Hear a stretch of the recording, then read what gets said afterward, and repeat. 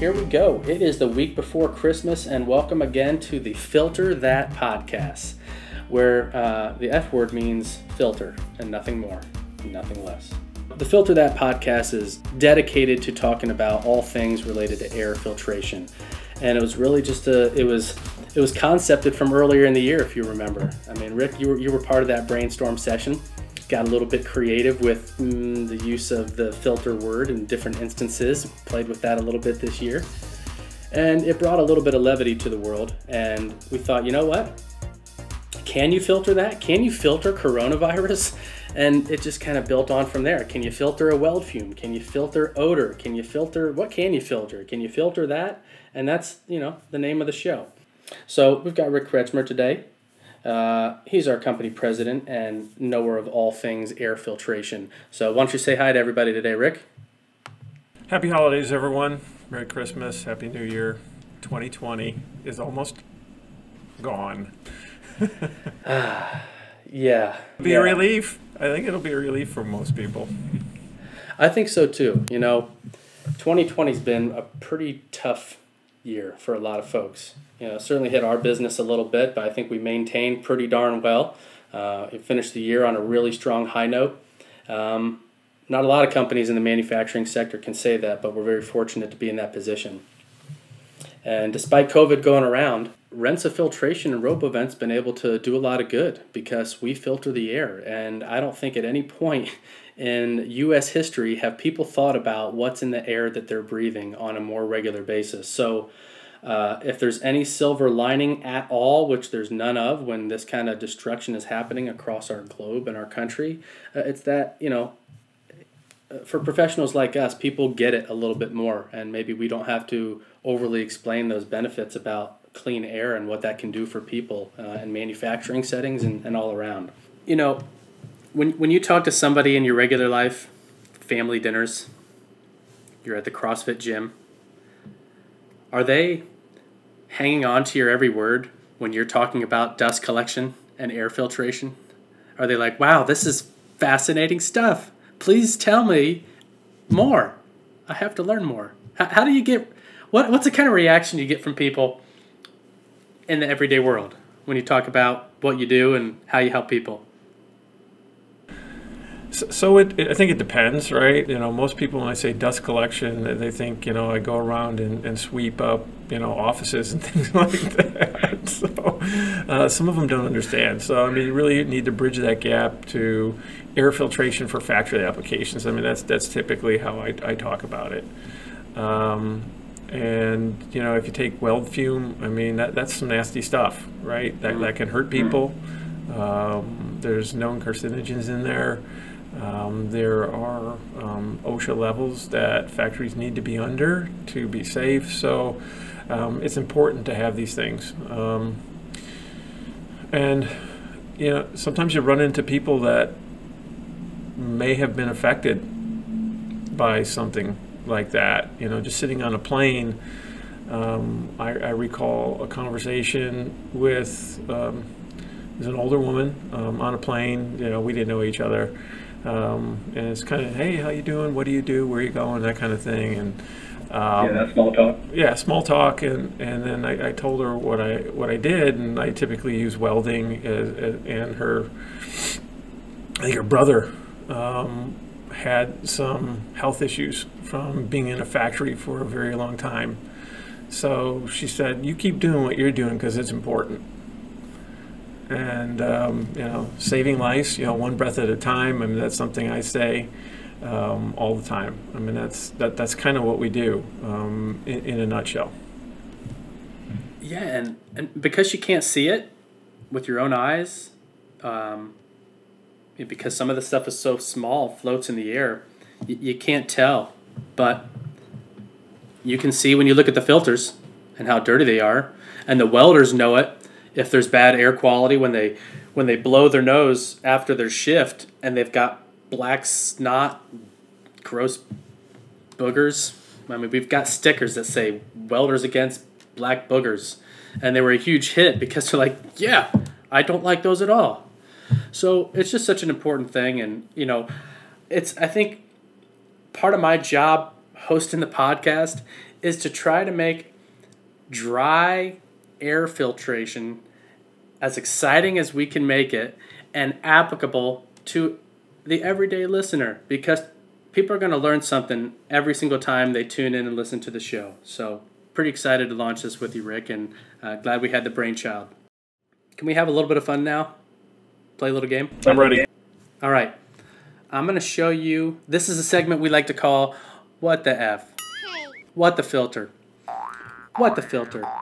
So I'm going to pull something up on my screen, and you have to guess what type of filter it is.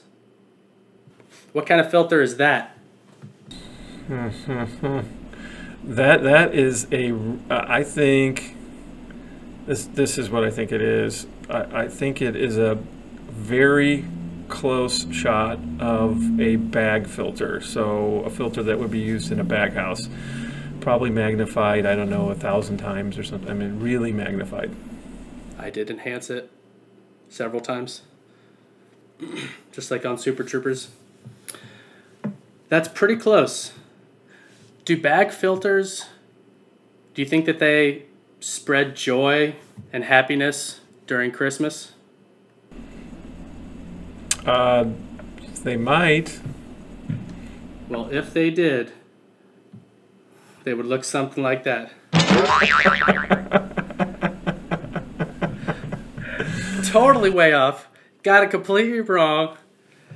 But that was a good guess. That was a really good guess. Since I made it so easy last time, I had to throw in something this year. Santa's beard, or was it Santa's hat? I can't really tell. It was Santa's beard. I've seen some beards and mustaches that actually they filter things out for sure.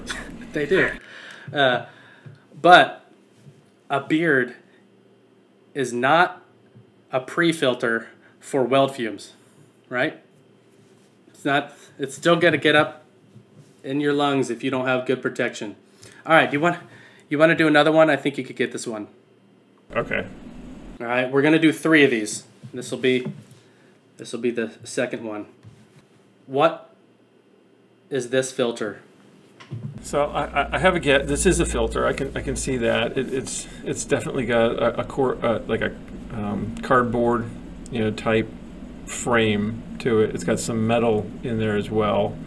I'm going to think that this is probably going to be like a 2 to 4 inch type pre-filter, and since it's black, I believe it's carbon filtration is probably what it is. So, all right, that's pretty good. That's pretty good. That's what size did you say? I said 2 to 4 inch thick, so it looks like 2 inch. Yeah, that's pretty good, Rick. And okay, so for people that don't know what a carbon filter is, what does that filter do?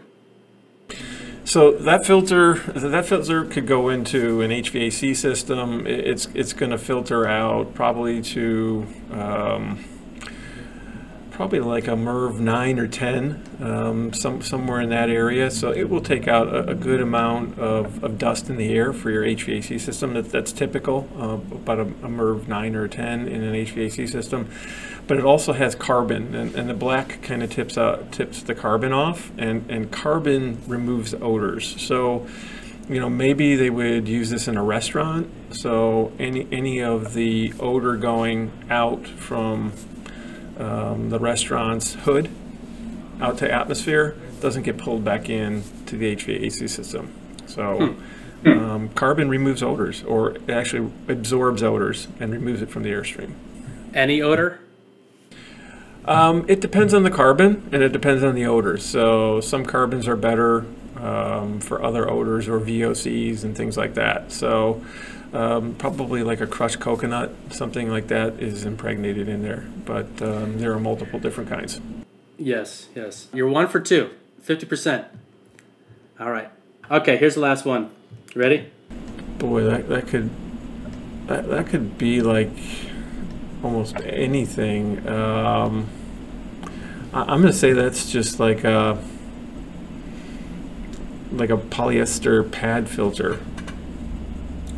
That's pretty close. This is one of the newer Rensa products that we call a face filter. Had to pull that one in. Okay. You knew I was going to pull that one in. Yeah. Well, you tell me, what are these masks used for, Frank? Because I know you know a lot about them. I'm glad you asked. These are our new Rensa Clear Care Pro ASTM level 2 and 3 surgical face masks. It's a 3-layer mask, and in the middle we have melt-blown, non-woven polypropylene, which might be the coolest phrase that everybody needs to know in the United States so they understand what they need to put in, on, or around their own face filters so we can prevent the spread of COVID and other diseases. Oh, what a plug. This is great. Is that the mask you wear every day, legitimately? I wear these every day, yeah. So they're very comfortable. Honestly, I think they do a great job. I've taken 1 day off this year, and all year long I've worn these masks. So I haven't had COVID. We haven't had an outbreak here. Everyone wears the Rensa mask, and they're fantastic. They're lightweight. You know, I usually get 1 to 2 days out of the mask. The only thing I would say is brush your teeth before you put them back on after like lunch, because I think with any mask, right, I mean, it's going to pick up that odor. But for the most part, they work great and they're very comfortable. So let's do some quick intros, though. Rick, tell everybody who you are and how you got into the effing business, the filtration business, rather. That's a good question, interesting question. I was actually working my first job, and I was working at a company called Ryerson Steel in the fabrication department. And one of my best customers basically wanted to hire me. And he said, you know, about 80–90% of what we do is blowpipe work. I was like, I'm not sure what that is, but you tell me a little bit more. So he told me a little bit more. And then he told me I'd be an outside sales guy and I'd have a car, and it really sounded pretty sexy. So I was like, I think I'll take that job. So all of a sudden I was into the blowpipe business, and I came to learn that it was industrial air filtration for factory applications, metalworking, pharmaceuticals, hearing aids, you know, things like that. Everything. And I didn't know it at that point, but everything in manufacturing creates dust.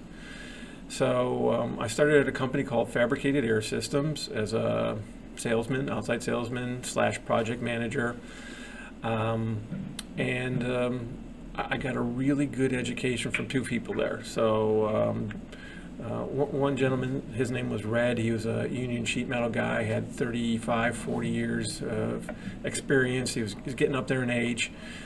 He needed help out in the field. So Red made me hold the dumb end of a tape measure for a very long time. And, what does that mean, the dumb end of the tape measure? What is that? I held the 0 end basically, and would like climb up ladders and stuff like that and hold the tape measure, and he would actually get the dimension. So the dumb end of the tape measure. I'm still doing that job for all of our home improvement projects with our contractors. I'll hold this, and I'll just stand here. These are marketing hands, not contractor hands. Yeah. He had a really good rule of thumb, though. I mean, he could design cyclones, he could design hoods, ductwork, everything. So, and he would draw it all out on paper. And there were 2 owners of the company, and the other one was an engineer. So he would take me to the industrial ventilation guide and show me some of the principles behind it. So it was just a really good learning experience, and that's how I got into the business. After a while, I started to be able to do some of those things on my own, get my own accounts, and I did that for about 5 years. Then I worked with one of the big guys out there in industrial air equipment, dust, fume, and mist collection. So Donaldson, I think everyone knows Donaldson Torit. Spent 5 years with them.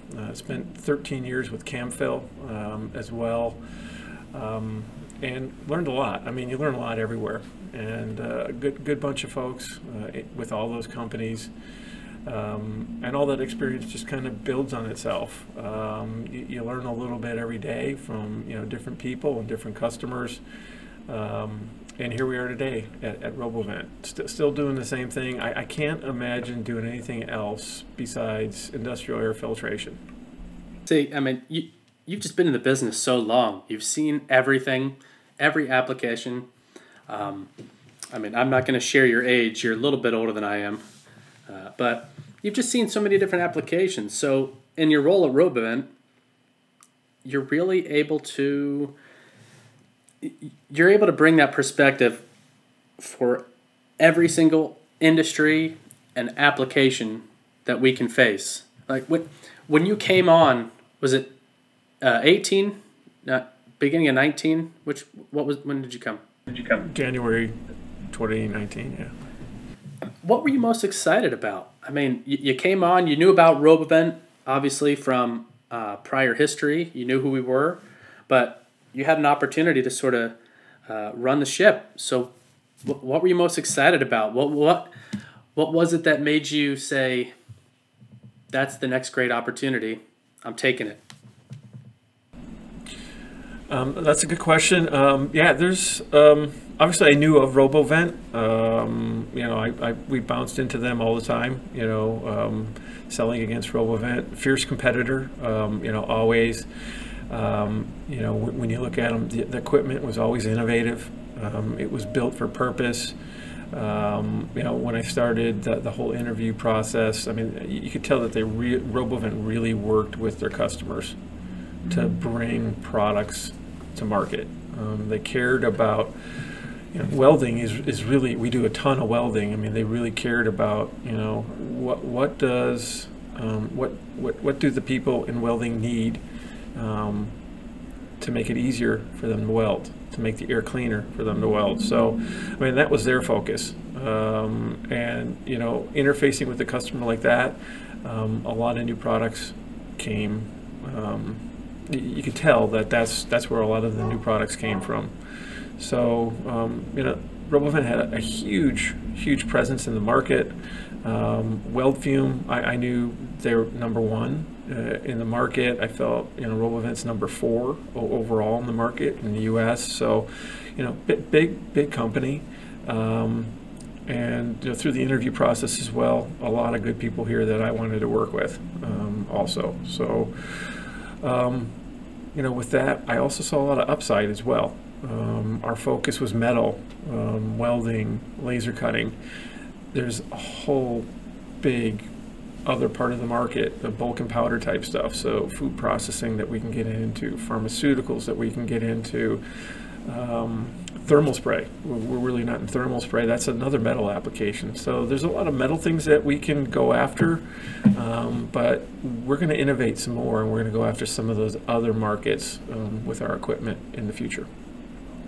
Yeah, fantastic. And we've already started doing some of that to a degree.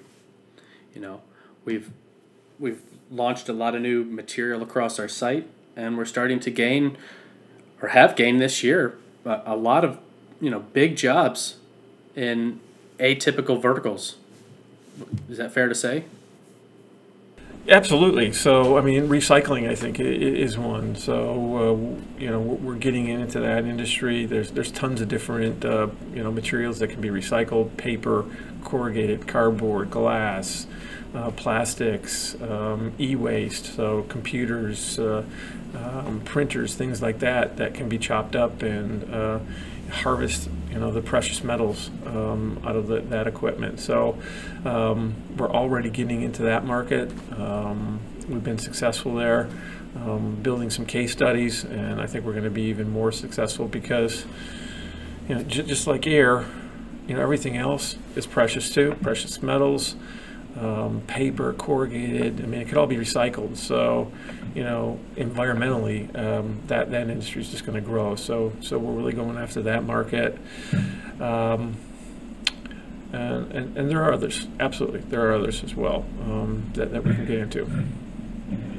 I think that's a wrap for today. Obviously, we've got a lot more topics to talk about. You can filter anything out of the air.